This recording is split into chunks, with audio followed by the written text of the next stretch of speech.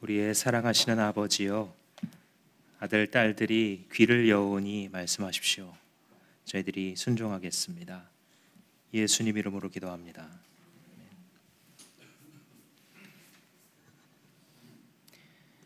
맹인 모상, 장님 코끼리 만지기라는 말을 들어보셨을 겁니다. 모두가 다 눈이 안 보이는데 코끼리를 알지도 못하고 처음 만나는 사람들이 각자 만지면서 각자 자기 생각대로 판단한다는 것이죠. 코를 만지고 있는 맹인은 코끼리란 주름진관이야. 상아를 만지고 상아 끝을 만지고 있는 사람은 코끼리란 날카로운 송곳 같은 거야. 귀를 만지고 있는 사람은 코끼리는 커다란 부채야. 다리를 만지고 있는 사람은 아니야 너네 다 틀렸어. 코끼리는 나무 기둥 같은 거야. 옥신각신 논쟁하다가 말다툼하기도 하고 급기야 멱살을 잡고 싸웁니다. 여기서 확실한 건 뭡니까? 여기서 유일하게 확실한 사실은 이들이 모두 눈멀었다라는 사실입니다. 인간의 지식이라는 게 뭐냐? 우리가 안다라는 게 뭐냐? 사람들은 자기가 늘 맞다고 생각을 합니다. 자기가 틀렸을 때조차. 왜 그러냐면 자기가 선 자리에서 보거든요. 그래서 예로부터 사람들은 사람이 안다라는 것은 뭐고 그 안다라는 것을 확실히 보장할 수 있는 방법은 뭐냐? 여기에 대한 많은 생각을 해왔어요. 앞에를 다 생략하고 근대에 이르렀을 때 사람들이 어떤 얘기를 많이 했냐면 진짜 지식을 얻으려면 경험해봐야 된다. 이름하여 경험론입니다. 그죠? 아기가 뜨겁다는 거 알려면 이 뜨거운 거 한번 만져서 하트 해봐야 뜨겁다라는 것을 알게 되는 것처럼 경험을 해야 확실하게 자기 지식이 된다. 이런 이제 생각들이 있었죠. 사상가들이 있었어요. 그랬더니 이제 또 한편에서는 어떻게 경험으로 다 아냐? 수학적 지식이나 이런 걸 보면 인간의 이성이 가장 중요하지 않냐? 합리적으로 사고하다 보면 우리는 알게 된다라고 생각했어요. 그래서 야, 내가 이렇게 생각하고 있는 것을 보니까 이렇게 생각을 하는 나는 존재하는구나. 그게 확실하구나. 데카르트 같은 사람들은 그죠? 이성이 가장 이 지식을 얻는 알을 갖는 데 있어서 가장 중요한 통로다. 그래서 경험론, 합리론 그러면서 막 논쟁을 했어요. 그러다 좀 있다가 후배 칸트가 일어나가지고 가만히 보더니 둘 다 부족한데? 이런 얘기를 하는 겁니다. 순수하게 이성적으로 생각해봤자 알 수 없는 것들 많이 있지 않냐? 신의 존재 알 수 있느냐? 인간이 왜 자유의지를 갖고 있는 이런 거 알 수 있느냐? 순수한 이성만으로는 알 수 없다. 그러니까 경험도 한 가지 채널인 거 맞고 이성도 한 가지 채널인 거 맞으니까 이걸 좀 짬뽕하자. 그러면서 초월적 관념론이다. 뭐 이런 어려운 말을 썼습니다. 근데 그건 전혀 중요하지 않고 평범한 우리들도 뭐 이런 철학자들이 아니더라도 항상 그 질문 앞에 설 수밖에 없어요. 내가 정말 알고 있나? 우리가 안다라는 것은 무엇인가?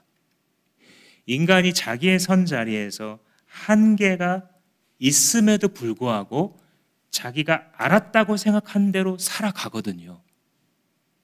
인생이 그렇게 결정이 되어집니다. 자기가 인식한 대로 틀리건 맞건 한계 있는 자기의 지식과 이성을 가지고 살아갈 수밖에 없는 존재죠. 오늘 본문에 이 잠언을 쓴 아굴은 바로 똑같은 질문을 던진 사람이에요. 안다는 것이 무엇이냐? 참 지혜가 무엇이냐? 어떻게 그것을 얻을 수 있는가? 이 질문을 오랫동안 던졌던 사람입니다. 사실 이 아굴이라는 사람에 대한 정보는 전혀 남아있지 않아요. 누군지도 모릅니다. 근데 역설적으로 우리가 누군지도 모르는 이 사람이 이 정도 깊이 성찰했다는 거, 그리고 이 정도 깊이 하나님과의 관계에 들어갔다라는 것이 또 우리에게 흥미롭게 다가오기도 합니다. 시작할 때 이런 말을 해요. 2절부터 이제 시작을 하죠. 참으로 나는 사람이보다는 우둔한 짐승이며 나에게는 사람의 총명이 없다. 좀 세죠, 말이. 나는 짐승이야, 이런 말을 하는 거예요. 왜 그러냐면 나는 너무 지혜가 없다는 거예요. 자기가 모른다라는 말로 이 잠언을 시작해요. 나는 모르는 정도, 지혜가 없는 정도가 너무 지혜 없는 사람이라서 감히 사람이라도 못 부를 것 같다는 거예요. 자기를 사람 수준에도 안 됐다. 아구리 스스로를 그렇게 평가를 하고 있습니다. 질문합니다. 이 사람은 우둔한 자일까요? 지혜로운 자일까요?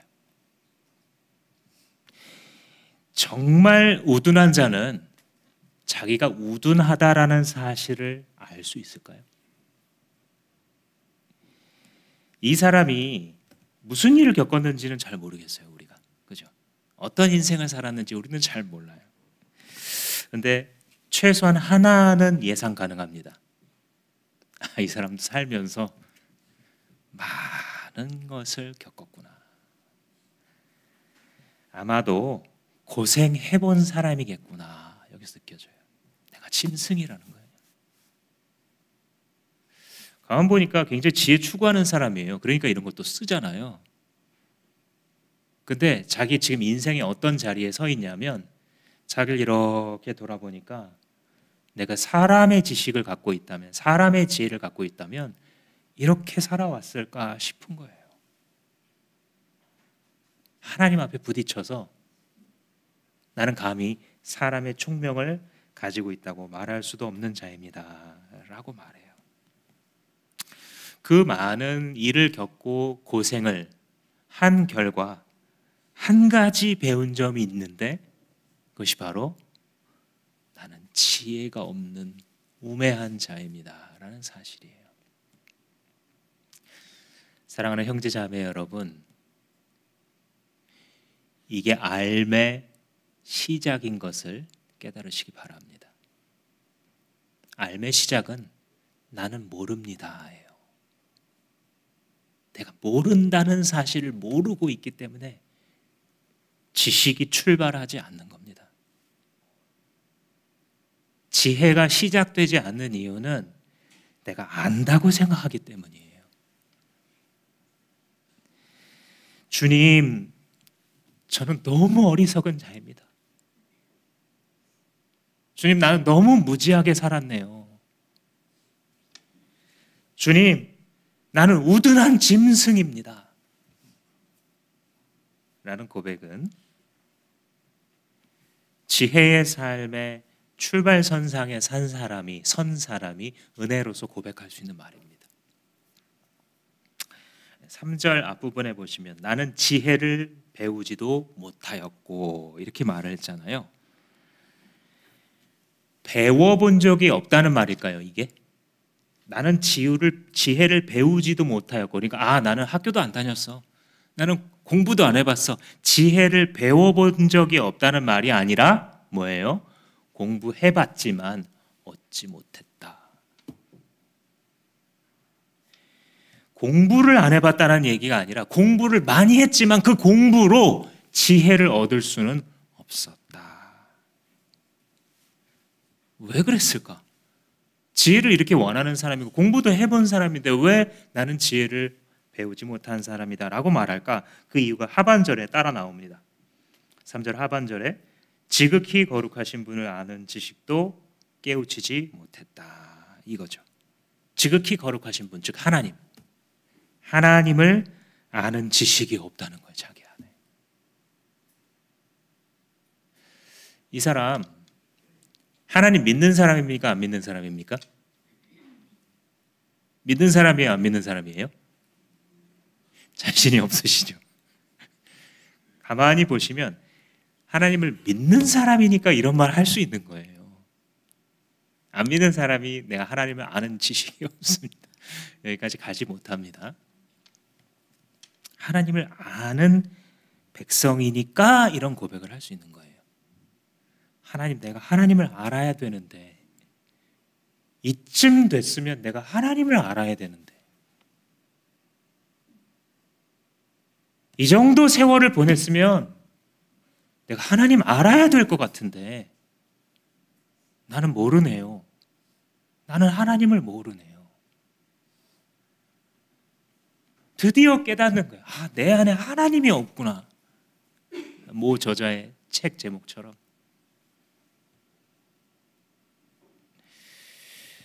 우리가 하나님의 은혜를 받게 되면 깨닫는 사실이요. 요한 칼빈이 그런 말을 합니다. 자기를 모르고서는 하나님을 알 수 없고 하나님을 모르고서는 자기 자신을 알 수 없다. 자기 자신을 자기 자신이 잘한다고 생각하잖아요. 하나님을 만나기 전까지 자기 자신이 어떤 존재인지 모른다는 거예요. 그리고 자기가 어떤 존재인지도 모르는 상태에서의 그 하나님은 제대로 된 하나님 지식이 아니라는 거예요.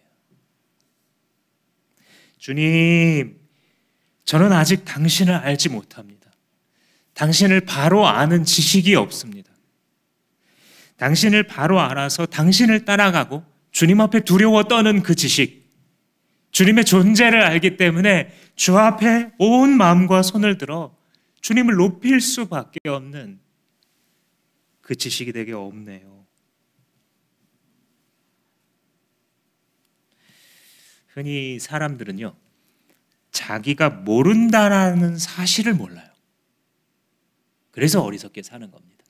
근데 진짜 중요한 것들은요, 몰라서 문제가 된다기보다는 자기가 모른다는 사실을 몰라서 문제가 됩니다. 내가 모르는 자인데, 내가 무지한 자인데 그거 인정하지 않아요. 자기 판단을 우상처럼 딱 붙잡고서 교만한 눈을 딱 가지고 있기 때문에 이런 고백을 할 수가 없는 거예요. 그래서 내가 안다라고 생각하는 사람들은 절대 지혜 구하지 않습니다. 말로 할지는 모르겠지만 진심이 아니에요.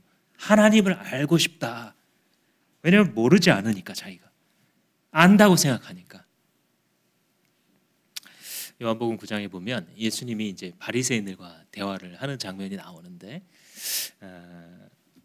이 바리새인들한테 예수님이 뭐라고 말씀하시냐면, 내가 이 땅에 내려온 것은 보지 못하는 자들을 보게 하려고 이 땅에 내려왔다, 이런 말씀을 하세요.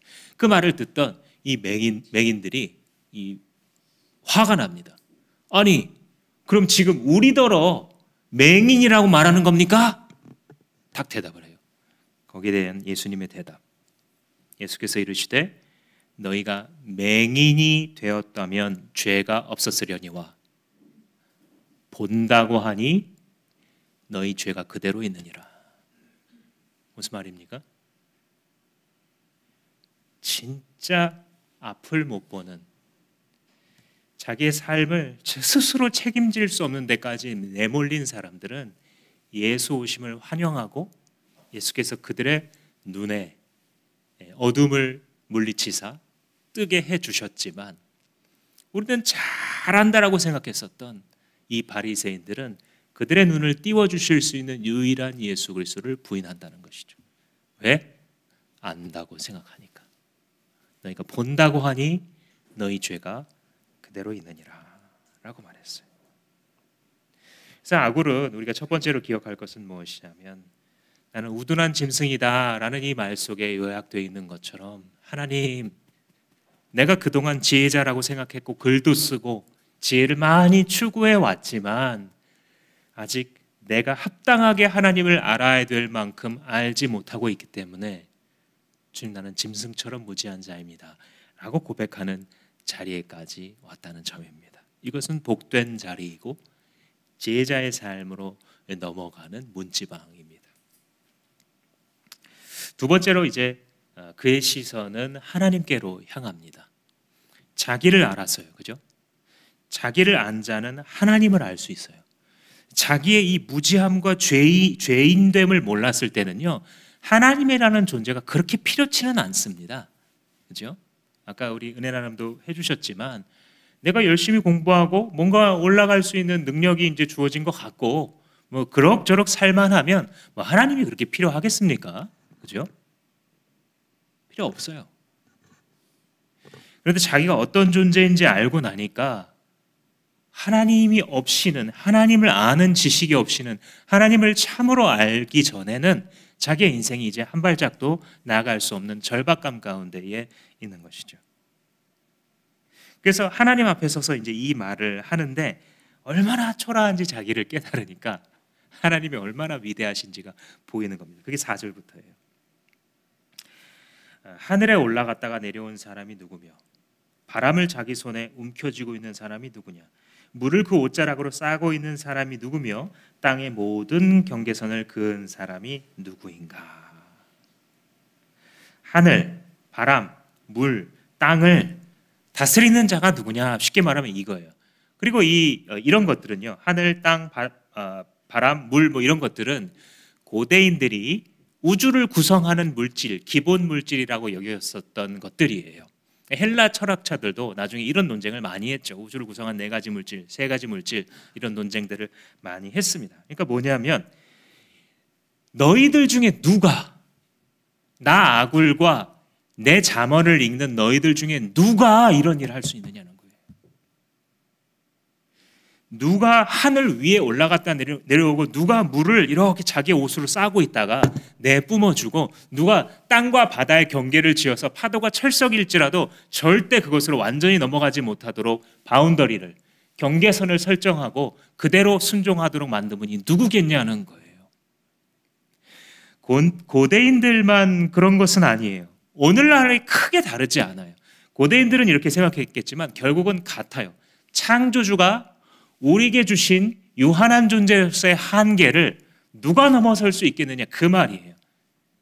지금도 이 과학자들이 인간의 의식이 왜 있는지, 우주가 왜 존재하는지, 삶은 무엇을 위한 것인지 대답할 수 없어요. 누가 그런 것들을 다스리고 누가 그런 것들을 대답할 수 있겠느냐라고 4절이 물어보는 거죠. 뭐냐면 우리의 유한한 존재와 대비되어 보여지는 하나님의 위대하심을 지금 묵상하고 있는 거예요. 아굴이.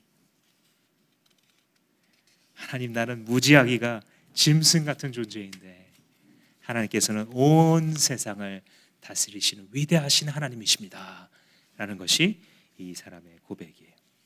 그런데 4절 끝에 재미있는 표현이 있어요. 그 사람의 이름은 무엇인지, 그의 아들의 이름은 무엇인지 정말 네가 아느냐. 의미심장한 말입니다. 창조주 하나님에 대해서 이야기하다가 끝에 그의 아들의 이름이 무엇이냐라고 물어봐요. 이 예수님 오시기 전에 수백 년 전에 쓰여졌잖아요.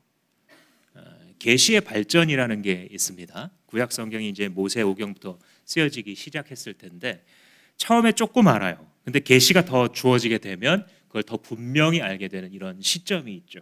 그래서 이 계시가 발전되어 왔다. 보통 신학자들이 그렇게 얘기를 합니다. 그리고 신구약 성경 66권에 이르러서 그 계시가 완성되었다라고 이야기를 하는 거죠.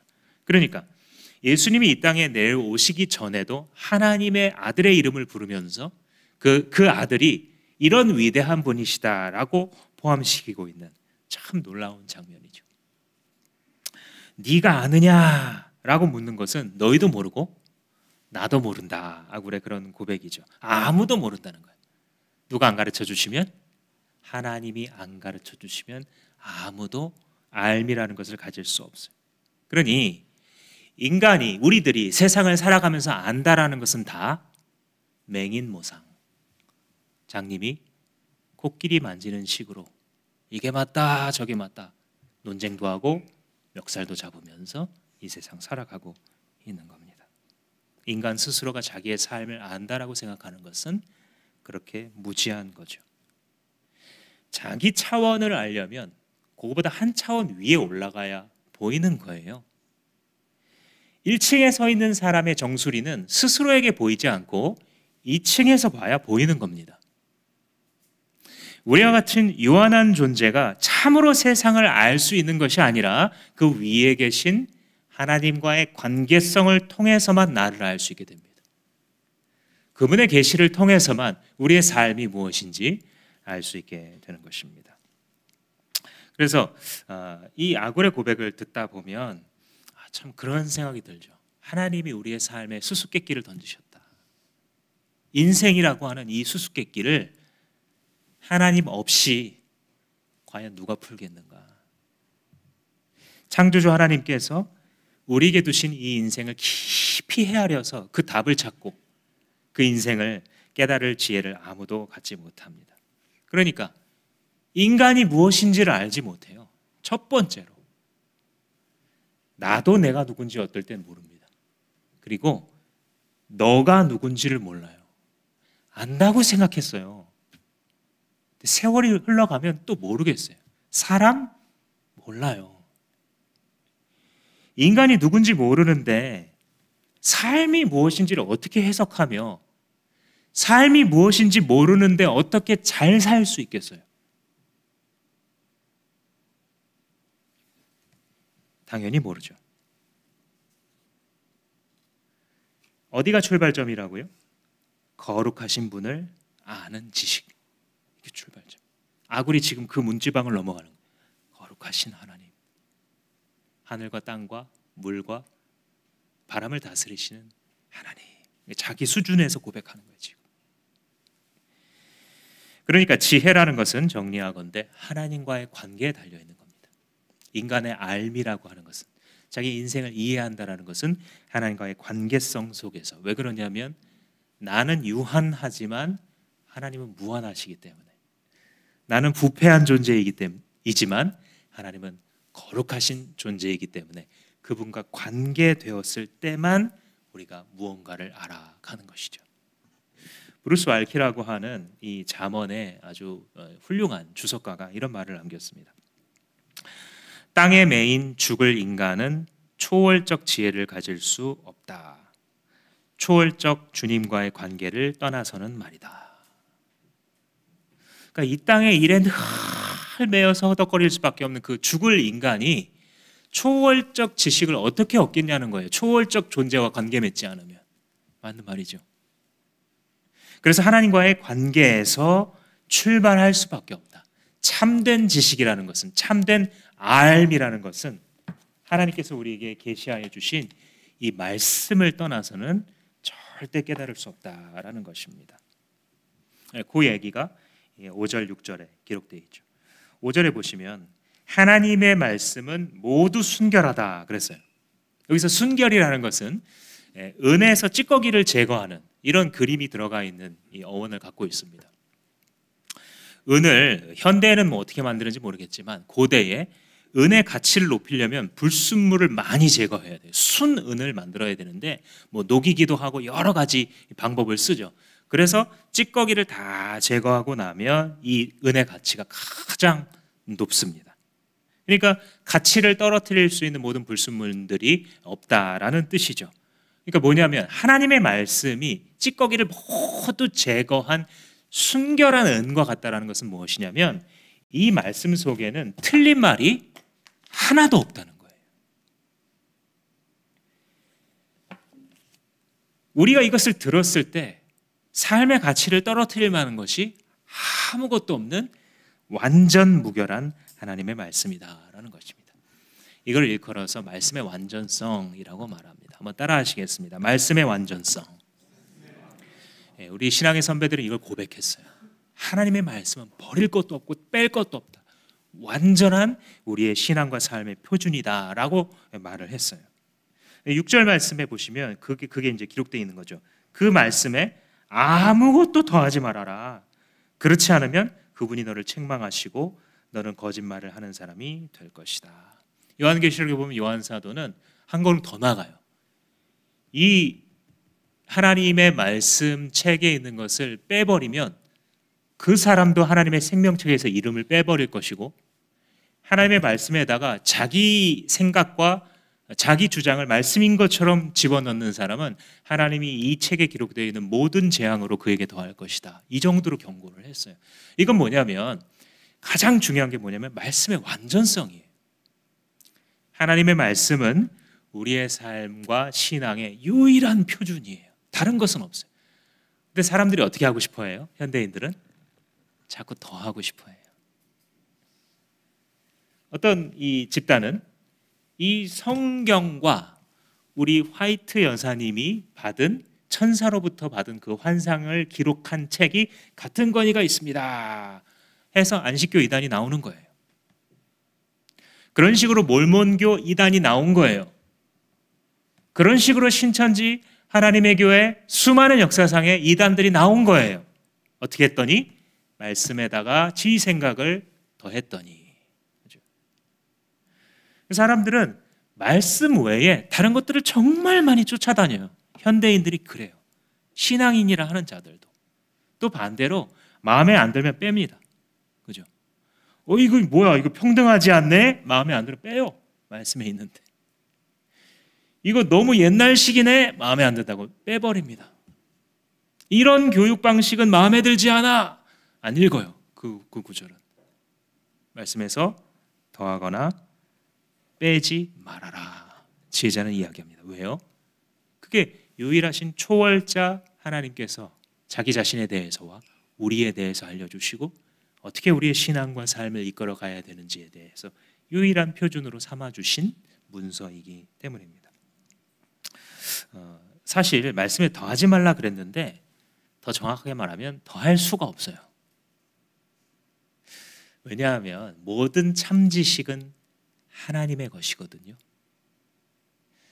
공부하시는 분들도 있을 텐데 가만히 생각해 보시면 이 공부라는 게 하나님의 세계의 일부를 탐구하는 거예요. 수학, 사람이 발명했을 것 같습니까? 아니잖아요. 우리가 관찰을 해보면 하나 있고 두 개 있고 세 개 있고 이게 뭐냐면 하나님께서 각 만물의 개체들을 지어내신 방식이에요. 질서정연합니다. 물리법칙, 뭔가가 떨어지고 중력이 있고 이게 사람이 만들었습니까? 발견했습니까? 발견했잖아요. 누가 만들었어요? 창조주 하나님께서 만드셨어요. 화학법칙에 따라서 금속들이 융합되고 이거 사람이 만들었습니까? 아니, 발견하고 이용하는 거잖아요. 하나님으로부터 왔어요. 모든 참 지식은 하나님으로부터 오는 거. 이걸 알게 되면 공부라는 것은 거룩한 영역인 것을 알게 돼요. 하나님의 날개를 관찰하는 거거든요.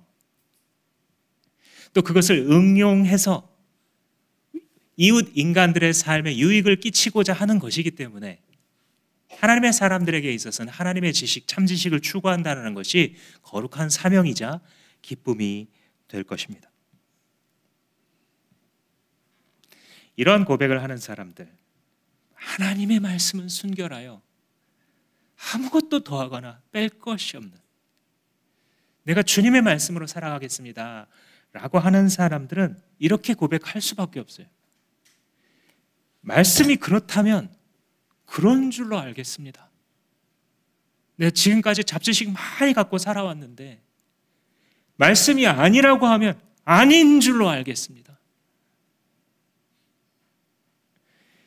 하나의 교회가 말씀이 그렇다고 하면 교회가 그 방향으로 가고, 말씀이 그거 아니라고 하면 교회가 거기서 멈추고, 부족한 목장이지만 말씀이 하라 그러면 하고, 말씀이 그거 하지 말라 그러면 하지 말고, 지혜가 없고 부족한 가정이지만, 부족한 엄마 아빠지만 말씀이 하라 그러면 하고 말씀이 아니라면 아닌 줄로 알고 그렇게 가르칠 때에 그 공동체는 참 지혜 위에, 영원히 흔들리지 않는 주의 진리 위에 서 가는 것이며, 그 가정은, 그 목장은, 그 교회는 든든하고 강건할 수밖에 없는 것입니다. 지혜 위에, 주의 진리 위에 기반을 두지 않은 모든 인간의 활동들은 모래성입니다. 잠시 유행하고 반짝할지 몰라도 반드시 무너질 것입니다. 그런 사회는, 그런 가정은, 그런 교회는 반드시 무너질 수밖에 없습니다. 그래서 제가 한 가지 드리고 싶은, 우리 언어로 이걸 바꿔서 알려드리고 싶은 한 가지 캐치프레이즈가 있습니다. 말씀과 대결하지 마세요. 한번 따라해 보실까요? 말씀과 대결하지 맙시다. 말씀과 대결하면요,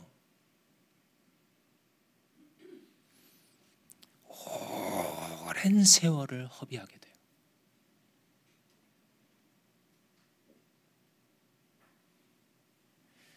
말씀이 그렇다면 그런 줄로 알고 말씀이 아니라면 아닌 줄 알고, 이렇게 배운 10살짜리의 지혜가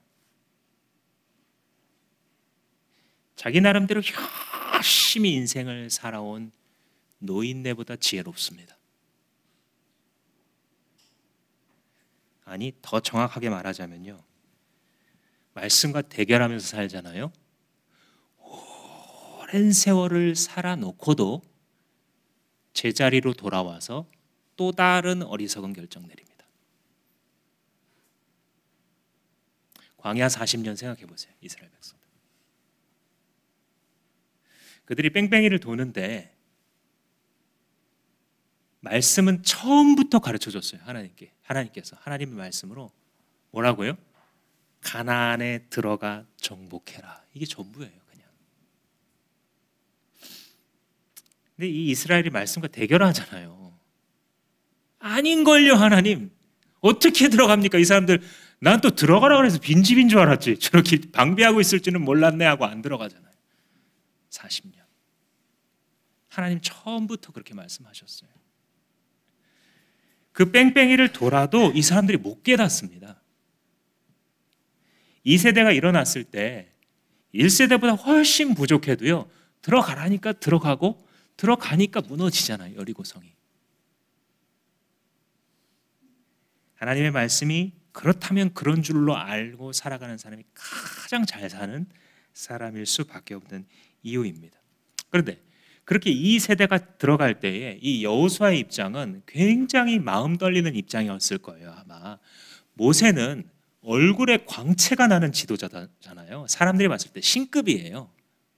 이 여호수아는 옆에서 뭐 모세 갈 때 옆에서 대기하고 있고 뭐 비서처럼 하는 무명의 후계자입니다. 이게 되게 힘들거든요.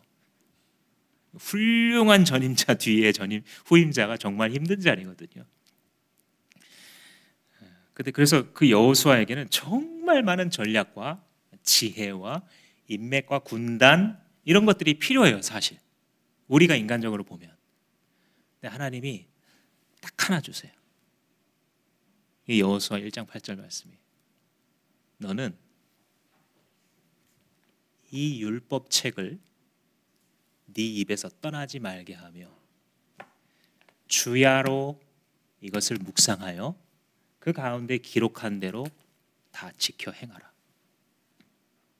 그러면 네 길이 평탄할 것이다. 이거 하나 줬어요. 하나. 그대로 됐습니까? 안 됐습니까? 그대로 됐죠. 왜요? 여호수아가 무명해도, 모세보다 한참 부족해도 말씀이 하라는 대로 했으니까. 그러니까 지혜자의 길을 걸어가는 거예요. 지혜를 얻는 것입니다. 그 지혜가 약속한 열매를 받는 것입니다. 그래서 이 하나님의 말씀을 여러분들 귀중히 여기시고 주야로 묵상한다는 것은 무엇이냐면, 어쩔 때 뭐 틈이 나면 이렇게 하는 게 아니라 그 삶의 패턴으로 결단하는 거예요.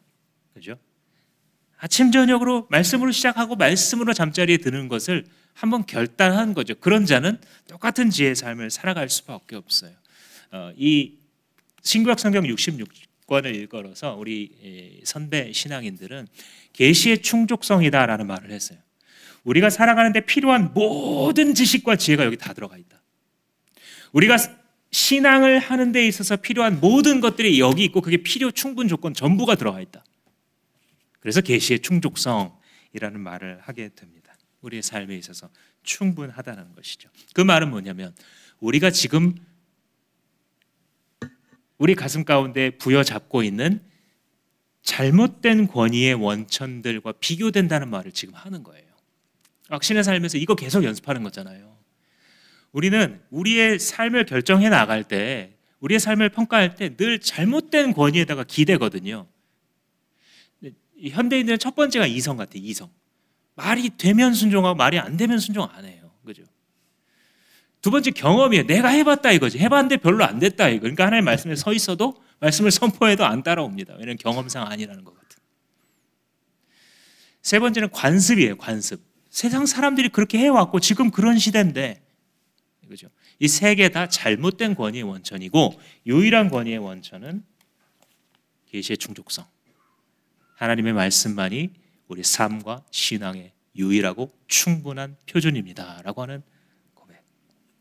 그렇게 살아가게 될 때 마지막으로 5절 하반절, 그분은 그를 의지하는 사람의 방패가 되신다, 이런 결과가 나오는 거예요.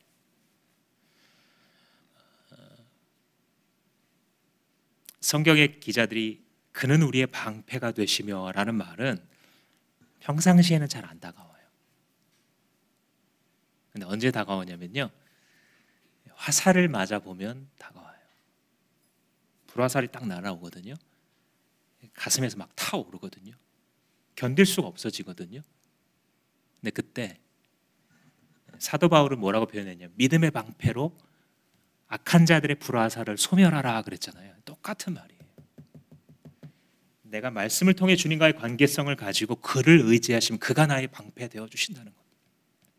어떤 비바람이 와도 승리하는 길, 그 주의 말씀을 의지하고 주님을 따라가는 것입니다. 나는 분명히 지혜가 없는데도 함정을 다 피하는 거예요. 함정이 되게 많았는데. 말씀을 마무리하면서 시 한 편을 소개하겠습니다. 아삽이라는 사람이 쓴 시입니다. 근데 아마도 오늘 우리가 읽었었던 아굴의 이 생각과 되게 비슷해요. 성령께서 같이 깨닫게 해주신 것 같아요. 한번 들어보십시오. 내가 이같이 우매무지함으로 주 앞에 짐승이 오나, 내가 항상 주와 함께하니 주께서 내 오른손을 붙드셨나이다. 주의 교훈으로 나를 인도하시고 후에는 영광으로 나를 영접하시리니, 하늘에서는 주 외에 누가 내게 있으리요? 땅에서는 주밖에 내가 사모할이 없나이다. 내 육체와 마음은 쇠약하나 하나님은 내 마음의 반석이시요 영원한 분깃이시라.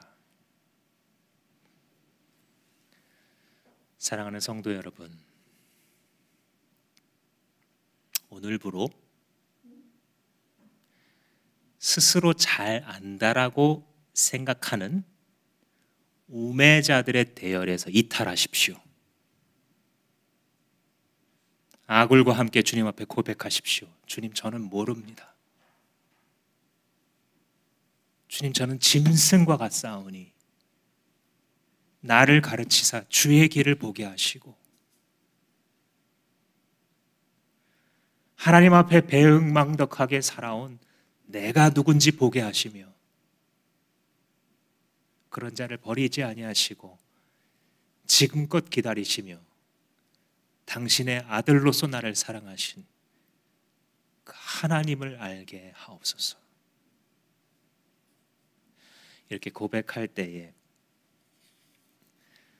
참으로 알게 되는 여러분 되실 것을 믿음으로 선포합니다. 기도하시겠습니다. 하나님 아버지, 우리는 참으로 사람이기보다는 우둔한 짐승이며 사람의 총명이 없는 자임을 잠언 30장과 함께 고백하오니, 주님 우리의 고백을 받으시고 무지한 우리들을 불쌍히 여겨 주셔서 영화로우신 하나님과 관계 맺으며 주의 지혜로 살아가는 복을 주시옵소서. 아니 하나님, 세상에서 결코 지혜롭지 않은 자라 할지라도 당신만이 우리의 피난처 되시오니 우리의 육체는 날마다 쇠약해지지만 우리의 마음에 영원한 반석 되신, 우리의 영원한 분깃 되시는 주님과 동행하는 우리들의 남은 인생 될 수 있도록 축복하여 주시옵소서. 예수님 이름으로 기도합니다.